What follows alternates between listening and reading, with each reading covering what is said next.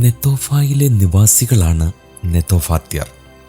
ദാവീദിൻ്റെ വീരന്മാരിൽ 2 പേരായ മഹരായി, ഹേലേബ് എന്നിവർ നെത്തോഫാത്യറായിരുന്നു.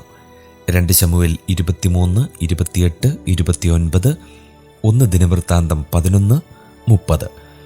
BC 587 ബാബിലോന്യർ യെരുശലേം പിടിച്ചു. ബാബേൽ രാജാവ് ഗദല്യാവെ അധിപതിയാക്കി.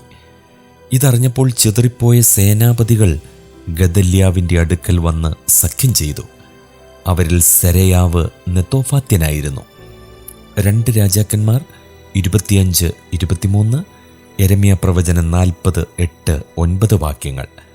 ബാബിലോന്യ പ്രവാസത്തിൽ നിന്ന് സെരുബ്ബാബേലിനോടൊപ്പം മടങ്ങി വന്നവരിൽ 56 നെത്തോഫാത്യരുണ്ടായിരുന്നു.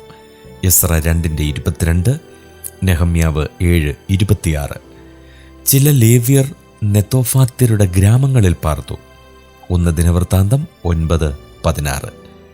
യെരുശലേമിൻ്റെ മതിൽ പ്രതിഷ്ഠിച്ചപ്പോൾ പാട്ടുകാരായി കൂടി വന്ന ലേവ്യരിൽ നെത്തോഫാത്യരുടെ ഗ്രാമങ്ങളിൽ പാർത്തവരും ഉണ്ടായിരുന്നു.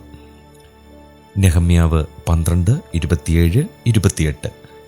യഹൂദ്യ എഴുത്തുകാരുടെ പാരമ്പര്യമനുസരിച്ച് ഗ്രാമങ്ങളിൽ നിന്ന് ദൈവാലയത്തിലേക്ക് കൊണ്ടുവന്നിരുന്ന ആദ്യ ഫലങ്ങളെ തടയുന്നതിനു വേണ്ടി യെരുശലേമിലേക്കുള്ള പാതയിൽ യൊരോബെയാം നിർത്തിയിരുന്ന കാവൽക്കാരെ നെത്തോഫാത്യർ കൊന്നു. യൊരോബെയാം സൃഷ്ടിച്ച ഈ തടസ്സം ഹോശയ്യയുടെ കാലം വരെ തുടർന്നു.